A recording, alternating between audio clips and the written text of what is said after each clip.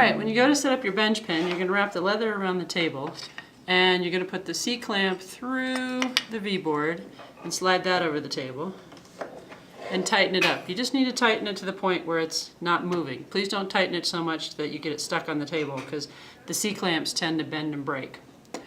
When you go to load your saw, you have two sets of plates, one set high, one set low. You also have a screw on the back. The screw on the back makes the size of the clamp bigger or smaller.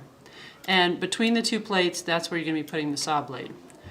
The jeweler's saw blade has teeth on it. Now I know this is really tiny and you can't see it from where you're at, but there are teeth on it. When you're loading your saw, you kind of need three hands. So a lot of times I lean this up against the table or the bench pin here, and it uses my third hand. So when you go to load the saw blade in, first you're going to put it between two of the plates and tighten it, and then you need to feel it. It should be smooth going down towards the handle and rough going up. So I actually put it in correct on the first time. And then I'm going to press on it. And I just found out I don't have enough space, so I'm going to adjust the frame here, make it a little bigger. And then I'm going to put it between the two plates and tighten it.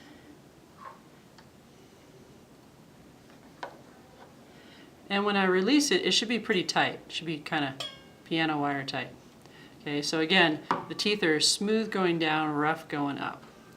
Alright, so now I'm ready to saw. So I've got a piece of metal and my bench pin set up and my saw set up. I'm also going to grab a little wax. This kind of helps the saw blades go through the metal a little easier.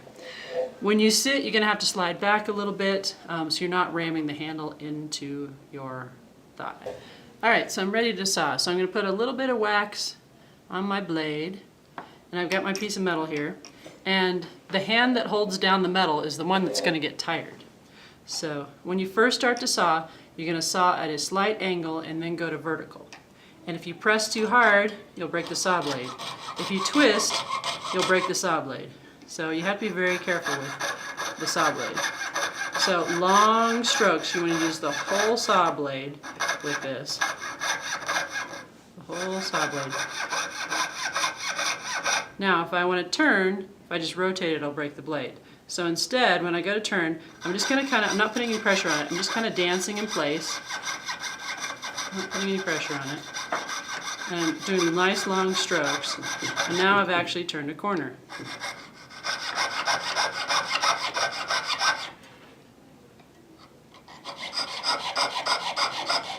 Now, if you get to a point where it's the end of class or you have to stop and your saw is inside the metal, instead of trying to back it out, which is probably going to break the blade, the easiest thing to do is just to release the saw blade from between two of the plates and slide it off.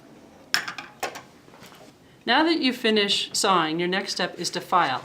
There's a set of needle files that are with your tools. The needle files, there's a variety of shapes and sizes, but the goal is to start smoothing out the edges of your metal. So if I have an inside curve, I probably want to use a round file. If I have a flat area, I can use a flatter file.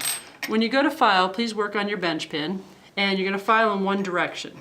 So I'm going to file one direction. What I'm trying to do is I'm trying to round off those sharp edges.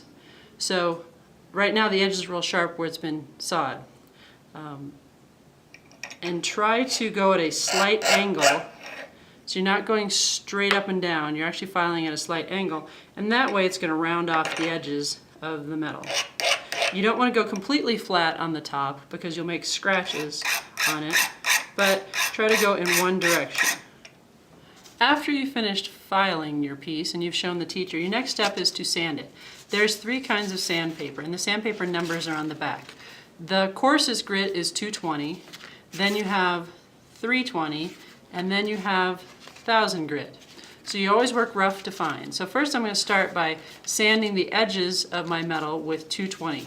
Now the piece of paper is kind of big. If you need something kind of small to get in little spots, feel free to tear off a little piece and you can fold or whatever. So when I go to sand, I can go in two directions, unlike the file where you had to go in one. And please work on the bench pin so you're not sanding the tables directly. And you're trying to go through, you got to go over all the edges first with 220, and then do the same thing with 320, and then 1000, and then show the teacher again. Once you've finished sawing, filing, and sanding, your next step is to punch a hole. You're going to need what's a 2-hole puncher. And there's a deep side and a narrow side. If you can't reach with the narrow side, you can use a deep side. This little screw here unscrews and you can go to either side. When you go to punch a hole, you're going to set your metal inside of it and start twisting down.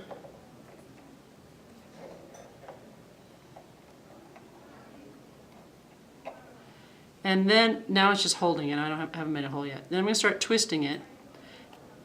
And it should be boring a hole through the metal. And all of a sudden you're going to feel it give, and the little circle just fell out. You're going to feel it give, and then you're going to start unscrewing it. And oftentimes I have students panic. They're like, oh my gosh, it's stuck in there. Just keep untwisting it until it falls out. Okay.